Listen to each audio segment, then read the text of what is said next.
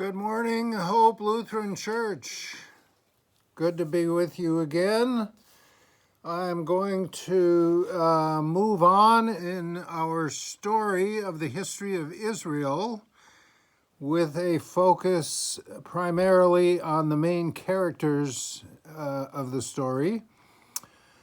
And today we are going to cover the beginning of the book of Exodus. You might remember that the book of Genesis ends with the Pharaoh with whom Joseph is very close, invites Jacob and all of his sons to come to Egypt and to settle there. There's a famine going on, and he invites them to settle in the land of Goshen, which is in the Nile River Delta area. This would be pretty prime real estate, especially during the time of a drought. A place where you have a water supply, so you can still grow crops and take care of livestock. So Jacob and his sons and their wives and the whole kit and caboodle leave the promised land and head for Egypt, and there they settle. Over time, as the book of Exodus says, they rapidly reproduced. They were fruitful and multiplied, as the Lord had told Adam and Eve to do. And they were particularly blessed in this area, kind of like the Orthodox Jews today. They had many children. In any case, over time, they became very numerous, and 12 sons turned into 12 tribes. So we have here now,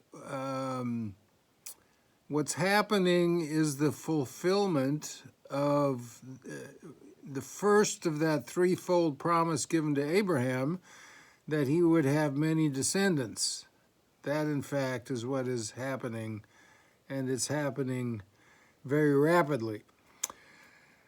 Now, from an archaeological and documentary evidence point of view, this time reveals the following historical conditions. First, this was the end of what is called the Bronze Age, when bronze was the primary metal that was used for weapons and probably farm implements, whatever.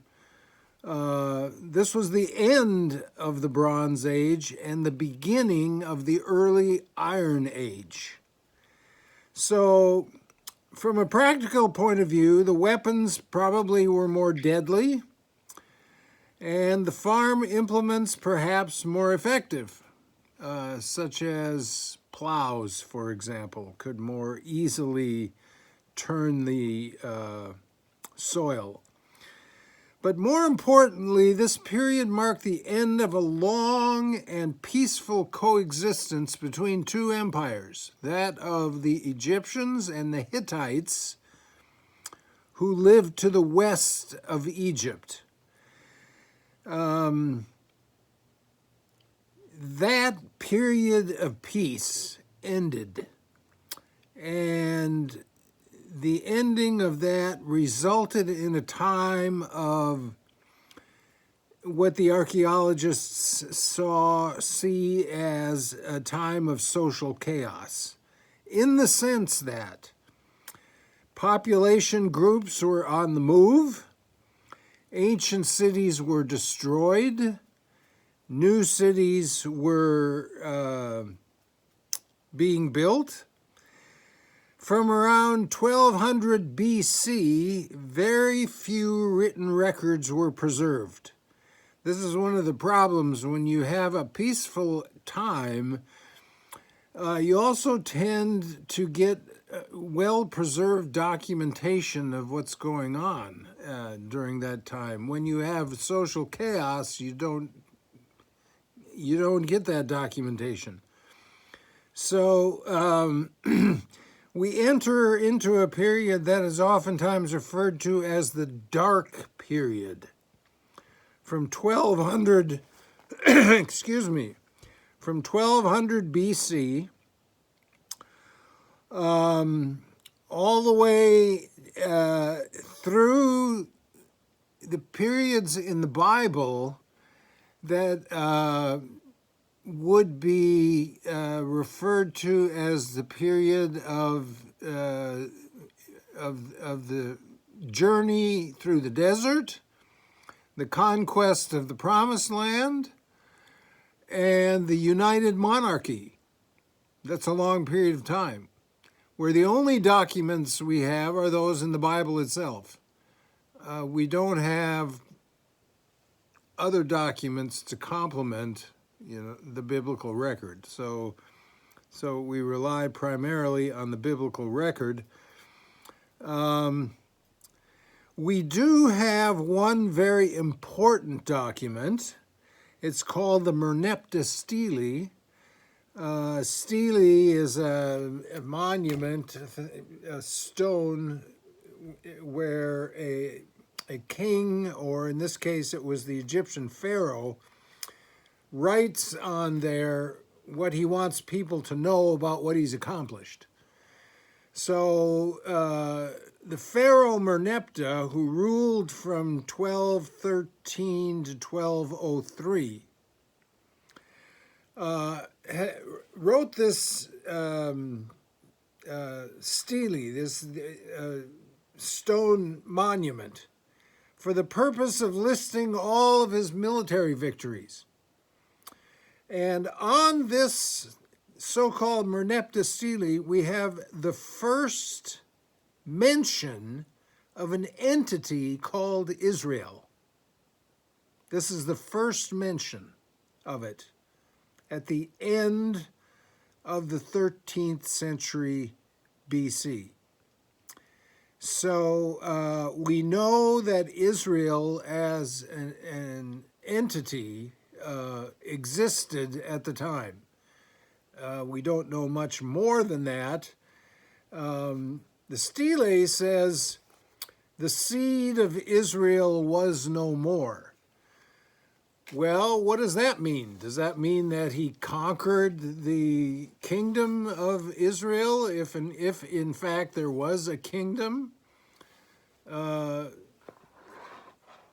We don't know if there was a kingdom or just a group of people who identified themselves as descendants of Israel, who, of course, as you remember, was the name given to Jacob after he wrestled with the divine stranger. So we don't know exactly what that means. Maybe it means he destroyed their crops. We don't know what it means. But in any case, it's important. In fact, it's very important, because we know that an entity that knew of itself as Israel, called itself Israel, existed at the end of the 13th century. Okay, but we have nothing during the period of the Exodus, the conquest, the period of the Judges, and the United Monarchy under Saul, David, and Solomon, like I said, except the biblical narrative itself. However, there are some other archaeological findings that can help us somewhat in reconstructing the ways in which the people of Israel lived. At this period of time, they were confined primarily to the hill country. Remember when we talked about the Holy Land? It's bound on the west by the Mediterranean Sea and on the east by the Jordan River Valley. And in the middle is the hill country.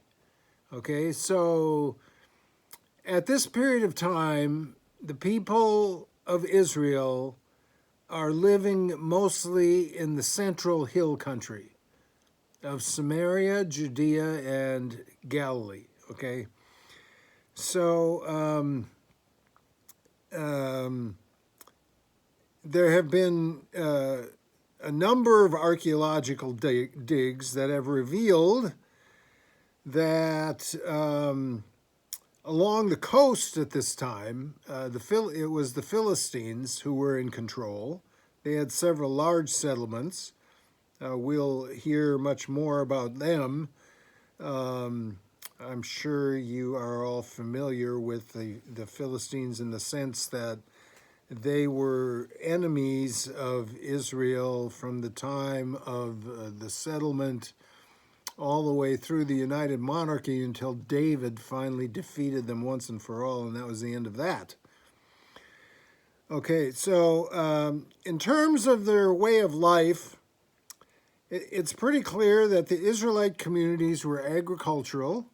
They lived in small villages, and the villages consisted of housing kind of units that were built in a square. And in the center was probably an area that was used by all the residents whose houses were, around this central square. Perhaps the animals, some of the animals were kept there at certain times when they weren't out pasturing, or perhaps there were community meals there. But whatever the case may be, that's how the housing was built. It was all built of stone. There is an abundance of stone in Palestine, as I've mentioned before, but hardly any wood at all. It was very difficult for them to get wood.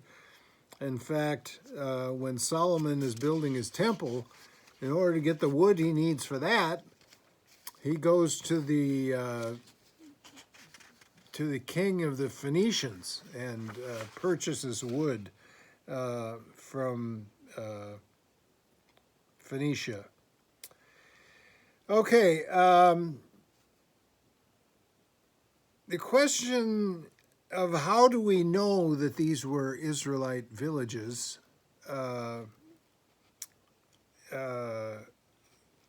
has arisen, obviously, and how are you going to identify them as Israelite? Because the fact of the matter is that archaeologists use several different ways to identify who people are. One of them is the kind of pottery that was that they find. Well, the pottery used by the Canaanites and the pottery used by the people of Israel seems to have been the same. So that's not going to do it. So when they find an ancient settlement, one of the primary ways in which they can tell the difference between a Canaanite and an Israelite village is that the Israelite villages do not have any pig bones. None whatsoever. The archaeologists can't find any pig bones in an Israeli village because the Torah has deemed pigs as unclean. They can't eat those. So obviously, if you find pig bones, you're among the Canaanites. If you don't, you're more likely to be among the Israelites. So that's one of the ways in which archaeologists identify what could have been an Israelite village in the hill country way back at the beginning of the Iron Age. So now that the first reference to an entity called Israel takes place at the end of the 13th century. Makes perfect sense because it was at this time that the area where the Israelite villages arose, at this time that area was primarily unpopulated. So while there's no evidence of a large-scale conquest of the kind that is chronicled in the book of Joshua, the archaeologists can't find evidence that there was such a conquest,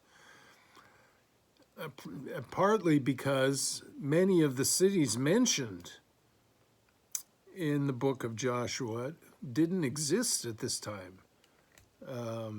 Jericho, when the archaeologist who initially dug at the site of Jericho, she was looking for the walls that tumbled down in the story. Well, couldn't find them. They weren't there. What she did find is that Jericho was one of, if not the oldest settlement that archaeologists have ever found. They found a wall that goes back to 8,000 BC.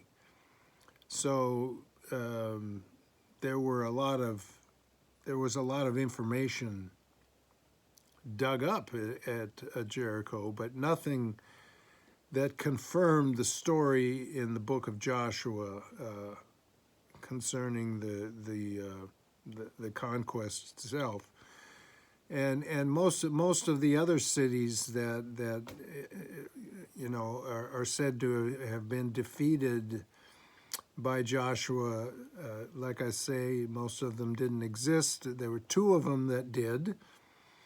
In fact, there were two of them that were discovered to have been destroyed by fire, but it appears as if the two cities were destroyed one at one point in time and one 100 years later, so it couldn't have been at the same time. So from an archaeological point of view, it's not possible to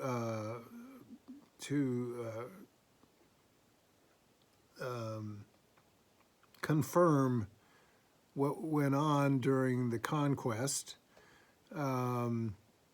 What's more likely is that okay, so you have this period of social upheaval, and you have populations of people who are on the move and resettling and repopulating areas that are not populated at the time.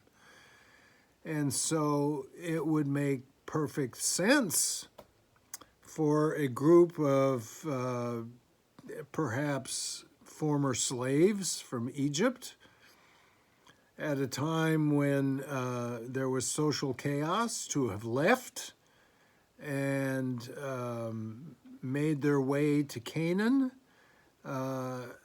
to resettle as free people. So it's not that we can't confirm from an archaeological point of view that there wasn't such a thing as the Exodus. There very well may have been. It just didn't happen exactly the way it was told. Now, the way it was told, this is a matter of literary analysis. Okay, the book of Deuteronomy, in the book of Deuteronomy, okay, which was found at the time that Josiah was king of Judah. Now we're way in the future. But the book of Deuteronomy, in that book, it's portrayed as Moses' parting sermon to the people of Israel as they are about to enter the promised land. And he says to them, he warns them. He says, if you remain faithful to the covenant that God made with you, the covenant based on the law given to Moses, the 10 Commandments and the 600 other laws.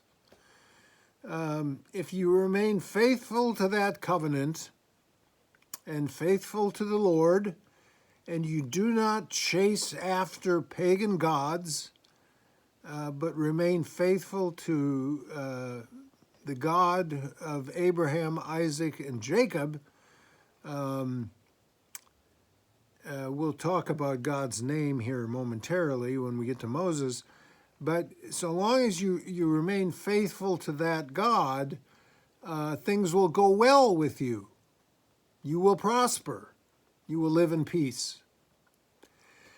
But if you decide, once you settle in this new land, that you are going to imitate the pagan peoples around you, that you're going to start worshiping the god Baal, for example, as King Ahab did when he married Queen Jezebel, and she brought the religion of Baal into the northern kingdom of Israel. Of course, it was there to some extent already, but he openly promoted it under her influence, probably. But in any case, the warning is that God will give you up to your enemies. In other words, you will lose your divine protection, and it'll be a disaster. Okay, so this is the way they understood their relationship to God. It was based on this covenant. God made a covenant with this people. This people would be God's own people. And living according to the covenant would be proof that they were God's people. But if they depart from the covenant, then they become no different than any other people. And God's promise of protection and prosperity and all the rest of it is null and void. Okay, so this is the way they understood their relationship to God. So later on, when they record their history, okay, we'll get into this in detail with respect to the period of the judges, which was the period of the tribal confederacy. Before there was a monarchy, a king ruling the Israelites, there were 12 independent tribes who did not have a strong central government of any kind. And so when they were attacked by external enemies, or even sometimes the tribes warred among themselves, there was no way for all the tribes to combine their resources and protect themselves against outside enemies. So what would happen is they would cry out to God. Okay, so the way the story goes is the people depart from the covenant. God removes God's protection. The people are attacked by some enemy or another and defeated, and they suffer. The people then cry out to God for help, claiming that they repent of all of their wrongdoing. God raises up a charismatic leader who is able to gather people from various tribes, not on the basis of having any government authority, but just on the basis of his charisma as a leader. And then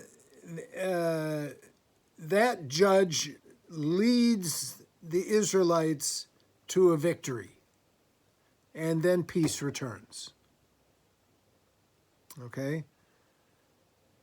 But only as long as the people of Israel remain faithful to the covenant. Inevitably, they start worshiping foreign gods again. And then the process repeats itself, and it repeats itself, and it repeats itself. So you see, my point is that this covenant description of their relationship with God as described in the book of Deuteronomy is their way of interpreting their history. So they see, as they understand their history from the past, as they remember these leaders they had from the past, these charismatic tribal leaders, they are telling the story by using the book of Deuteronomy as a way of helping them understand why things happened the way they did. But also, the book of Judges is important because this material was preserved in this particular way, probably partly, in any case, partly in order to give the people of Israel hope in times of trouble. In other words, God always came to their aid when they turned to God. And so, if you have a set of stories where the people cry out to God again and again and again, and God continues to come to their aid, you have a group of stories that's going to give people encouragement and hope. So that's how the book probably functioned. Archaeology cannot verify that the stories as told happened the way they were told.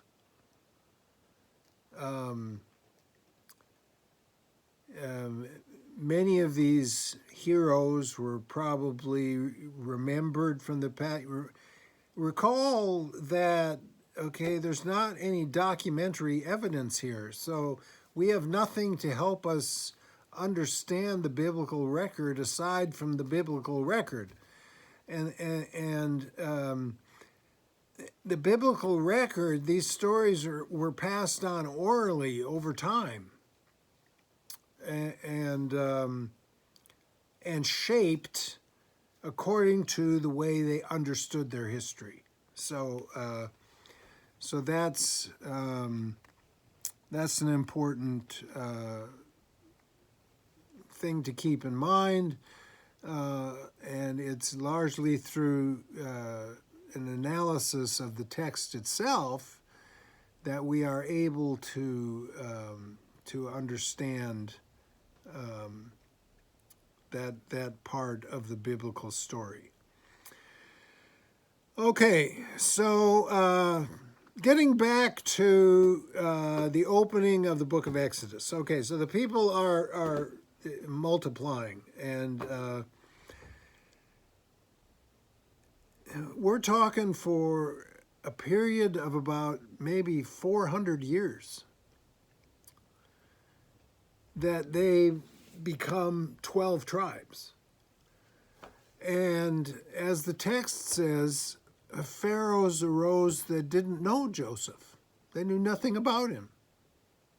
All they knew is that they had trouble with foreigners in the past, and they had foreigners living in their country now, and therefore they saw the Israelites as a security risk.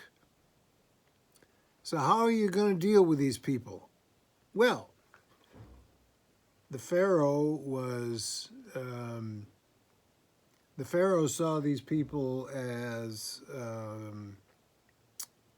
people who could help him out with some building projects. Okay, the Pharaoh was involved in building a number of monuments and places. Several are mentioned that we can date to this period. I'm forgetting their names right now. One I think is called Pithom. But in any case, right before this mention that there is a group of people known as the Israelites, all right, in the land of Canaan. Pharaoh is involved in these building projects. So it's quite likely that there was a group of slaves who were used, supply cities of Pithom and Ramses are mentioned. These were two new cities built to replace cities of the Hyksos who lived there previously. Approximately 1279 BC, and in 1269 BC, there were some other projects where slaves were required, slave labor was required, and large numbers of laborers were needed. Of course, slaves at this time were not treated well. They were needed for labor, and aside from that, they were considered entirely expendable and of no value. So they did not receive proper nutrition or proper hydration. If they became exhausted and faint and couldn't work anymore, they were of no value. They were just done away with. So they were whipped until probably many of them died while they were working on these projects. But in any case, if you have a group of slaves working on these places, approximately 1279 or so, and then you have this Merneptah stele, which comes along at the end of this century, where an entity known as Israel is mentioned. That would place the Exodus somewhere probably between 1270, 1269, to just before this Merneptah stele was dated, at the end of the 13th century. So that's when the Exodus would have taken place.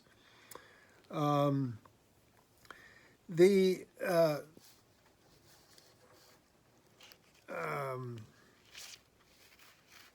story of the Israelites between, their time of slavery and the time when they finally leave, that is the story where we focus on the character of Moses and how Moses arises as the leader of the Israelites who will lead them out of slavery. Okay, the story of Moses is another one of those stories where it's pretty clear that we're dealing with someone that God has chosen for a special purpose. It's not that he comes from a woman who's unable to bear children, such as the other the patriarchs did, but he is someone whose life was, shall we say, very unusually favored to begin with. Okay. One of the problems the Egyptians had is that even though they enslaved these people, according to the Bible, they continued to multiply, and so like any good tyrant, the Pharaoh decides the best way to deal with these people is to engage in a genocide. So he instructs the midwives to kill all of the male babies. However, there's a very clever Hebrew woman who decides that she's going to try something to save her baby. So she puts him in a little, let's just call it a boat. Okay, she builds a little capsule, puts him in there, puts him in the Nile River, and sends him on down the river, hoping that maybe somebody will see this baby and want to save it. And while the baby's floating down the river, the baby's sister, Miriam, watches carefully. And pretty soon, the baby floats right by the Egyptian princess. She sees this baby. She takes pity on it. She knows it's a Hebrew, but nevertheless, she takes pity on this baby and decides that she is going to raise this child in the royal court. So she draws him out of the water and gives him a name. The name she gives the child is Moses, which just happens to mean drawn out, because she drew him out of the water. Okay, so that suggests, obviously, that God had a special plan for this child, and of course he did.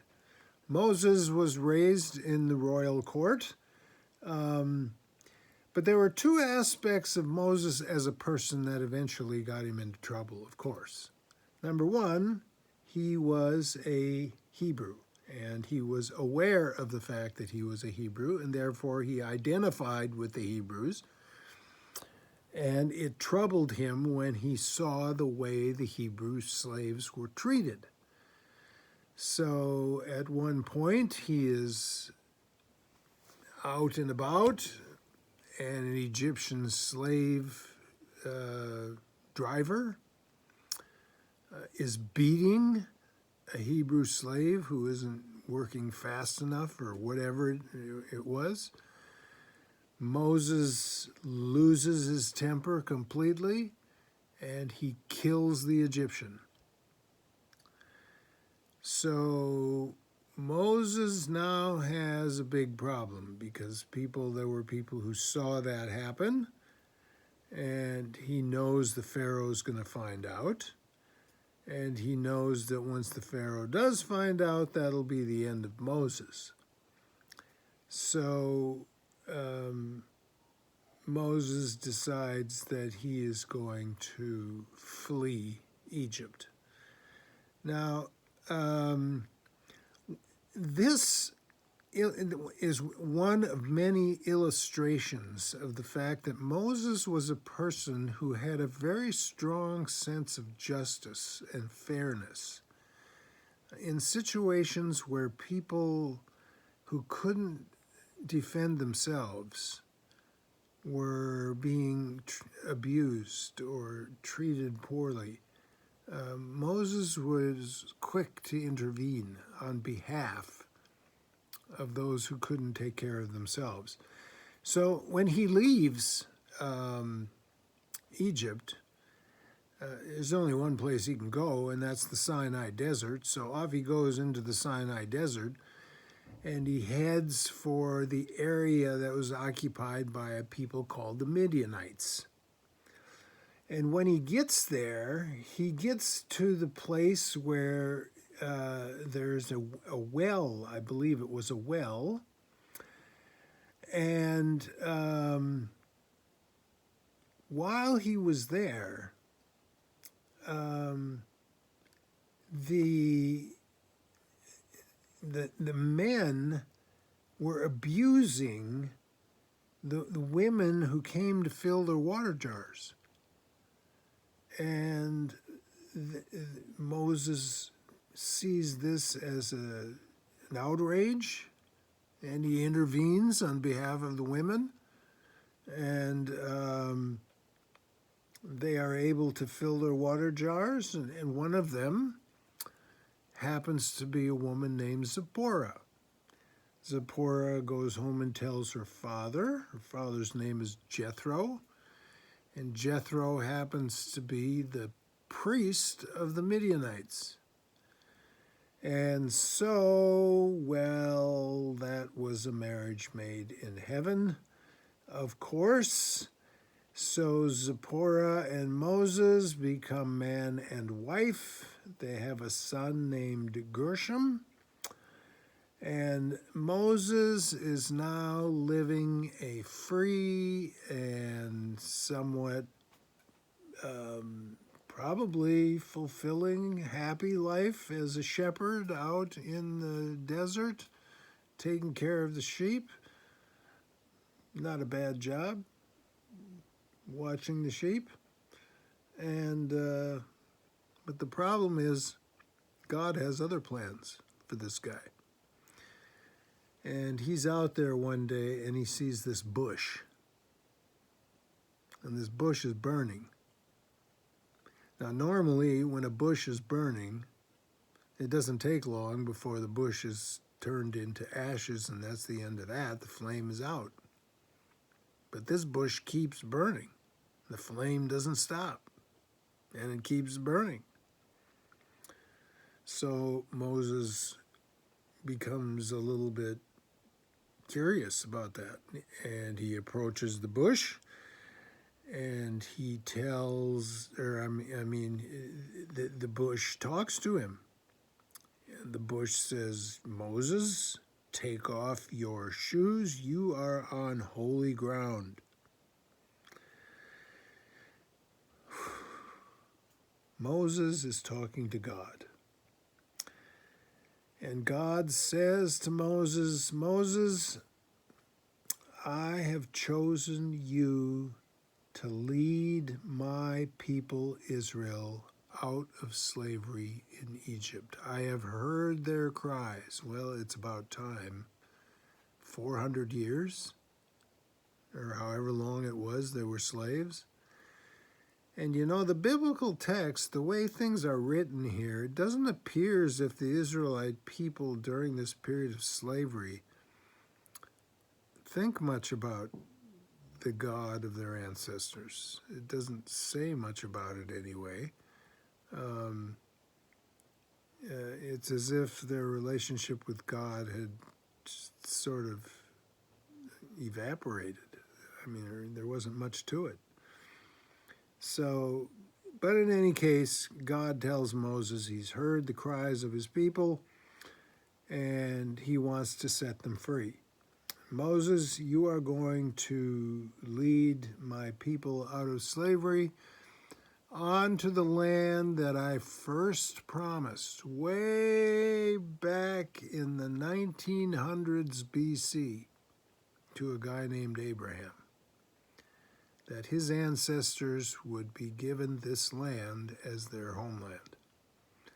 This is called the Promised Land, and it is at that time known as Canaan.